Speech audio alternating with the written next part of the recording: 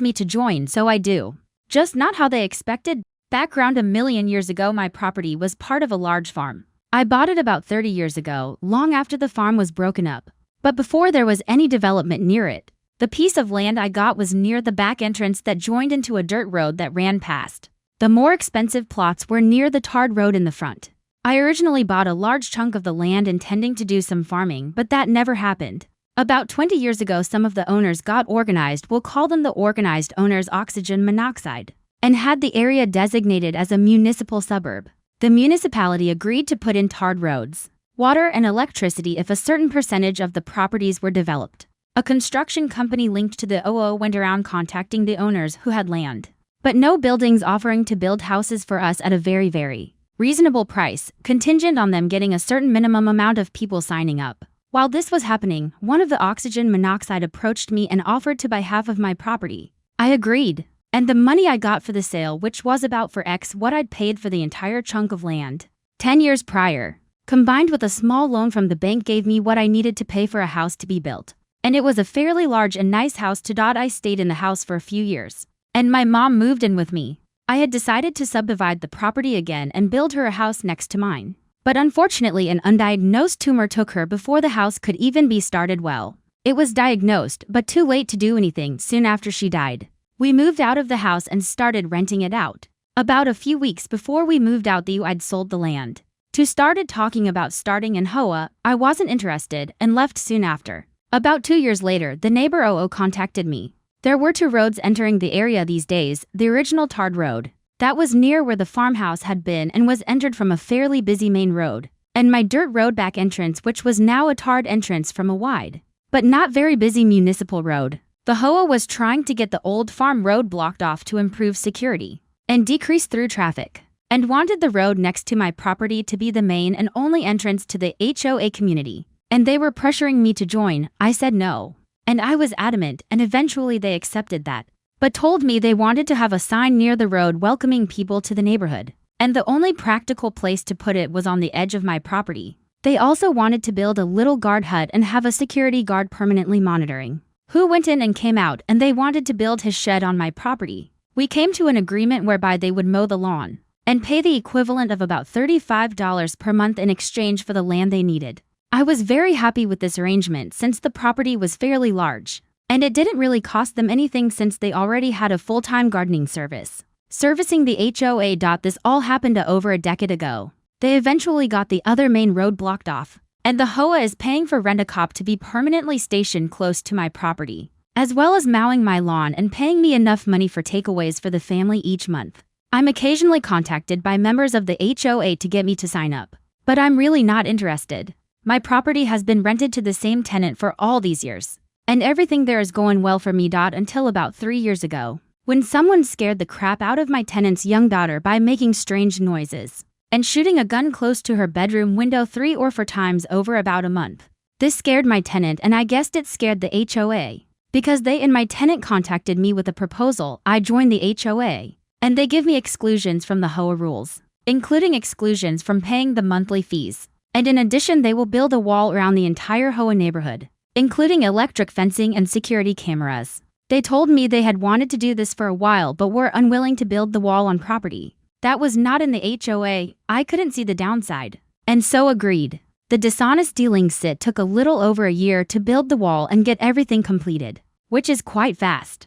And then a month to the day after everything was done, my tenant got an HOA warning about his dogs barking. He told the HOA that while the property was in the HOA, it was exempt from the rules. The HOA told him that they had canceled the exemptions and that he had 30 days to comply. He contacted me, and I opened some mail I'd gotten from the HOA. I'd ignored it since I was supposed to be exempt from the rules and fees. Man, did I get a surprise. They had retroactively canceled the exemptions and were claiming that I pay late fees going back over a year. That the easement agreement had been canceled, and that they were retroactively canceling it a year back because the HOA contract allowed them to use small unused portions of HOA members' land for the common good for free. That I refund them the money they had paid for the easement over that period, that I owed them money for the garden service mowing the large lawn, and that I would be fined for each infraction my tenant failed to remedy. This started an expensive process involving lawyers and the court system. That ended with a judge telling me that what the HOA had done was mostly legal. They had the right to revoke the exemptions, but that they had to give me 30 days notice. As I was walking to my car, the neighbor HOA, the one who bought half my land so many years ago, told me that I was stupid to have refused to join when the HOA started, as I could have been a founder member, whatever that means, and that next time I should be sure to understand the documents I signed before signing them. The malicious complaint Senator Oxygen Monoxide was right. I should have read the contract better. Also, I was interested in what it meant to be a founding member. Spoiler, nothing. And so when I got home, I grabbed the HOA contract I'd signed, as well as all the other documentation they had provided me with, and started reading. I was determined to break every rule I could find a loophole to break. I didn't get past the first page. While the street address of the property is used to identify it for all practical purposes, in the city records it has a unique property number that has to be used on legal records. When my mom moved in, I'd subdivided the remaining property but hadn't yet started building on it. And when I gave the HOA the easement all those years ago, it had been on the property I'd sliced off for my mom. And when the HOA set up the contract, they had simply used the property number from the easement. The next afternoon, the neighbor HOA delivered and had me sign 4 documents, one telling me that my exemptions would expire in 30 days, and one letting me know that the easement would no longer be required after 30 days. I think he was being a bit malicious here, because I lived about an hour away from the property, and he drove out himself. The Revenue exactly 30 days to the hour after the HOA had given me the 30 days notice. I knocked on the neighbor HOA's door. Did I mention he was the president of the HOA? And had him sign for 2 documents. The first was that I planned to build a house on my HOA property, which confused him. And the second was notice that they had 30 days to remove from the property the guard shed, the parts of the electric boom that were on my property, as well as the sign. He tried to engage me, but I ignored him, climbed into my car and drove off. Early the next morning, I got a call from the HOA lawyer who explained to me that their junk would be staying on my property since it was in an unused part of my land.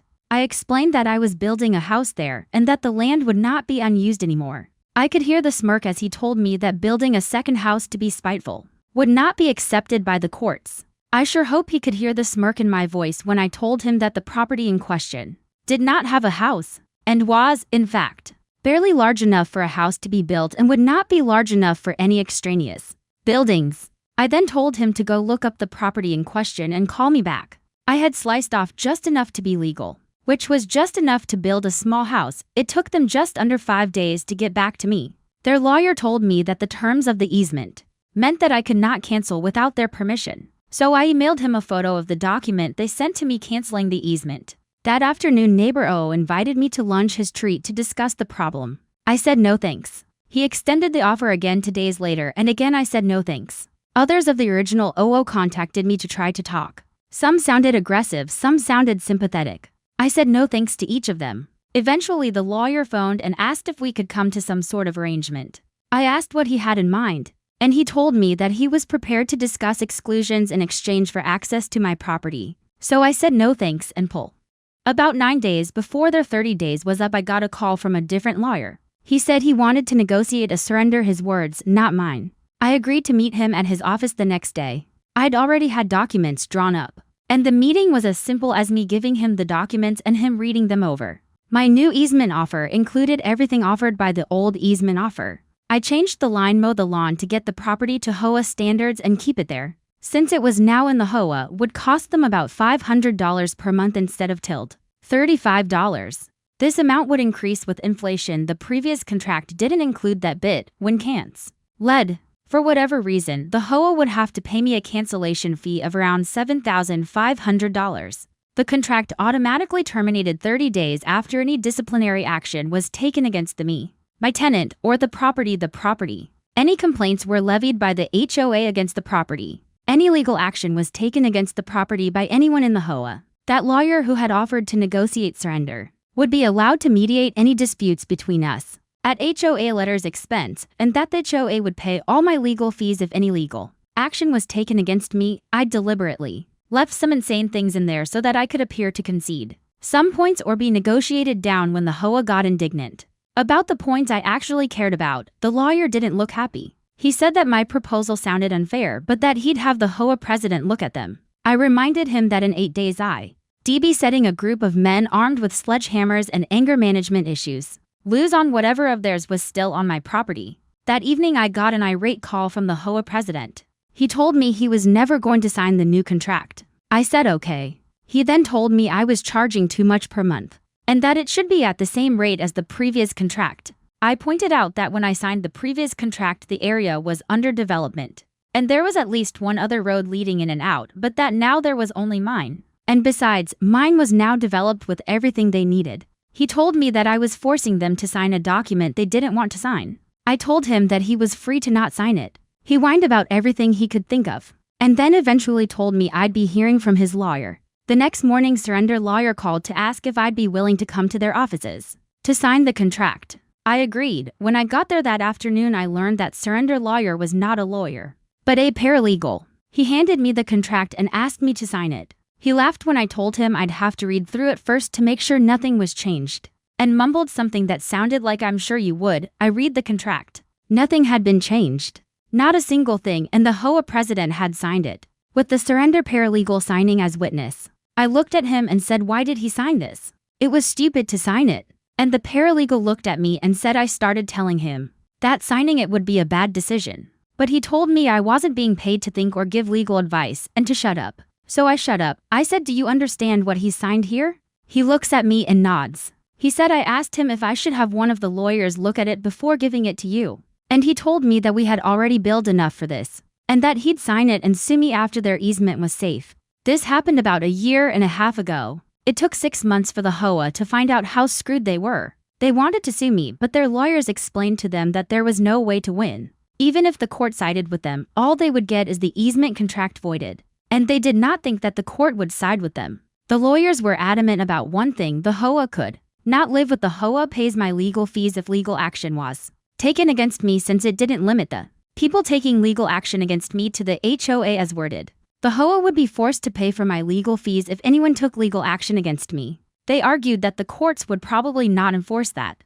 since the context of the agreement was to do with the HOA. And I told them I was prepared to find out, since the HOA would definitely be the ones taking action against me if they challenged it. I eventually signed an addendum to the contract that said that the neighbor HOA president would personally pay all my legal fees unless he held no position at all in the HOA, and that the HOA would pay all legal fees if the HOA took legal action against me. He resigned from the HOA at the end of that meeting. I politely told him in front of everyone that he should not sign documents unless he understands what he's signing. He didn't look pleased. It came out during the mediation. You cannot imagine how happy the lawyers were that their paralegal was mediating that without the ability to control access to the HOA neighborhood through the security boom. Partially on my property, the HOA had become a gated community a number of years back. The HOA would be in breach of their own articles and would be dissolved. I also learned, should have been obvious to me, that all the security cameras were wired and all terminate in the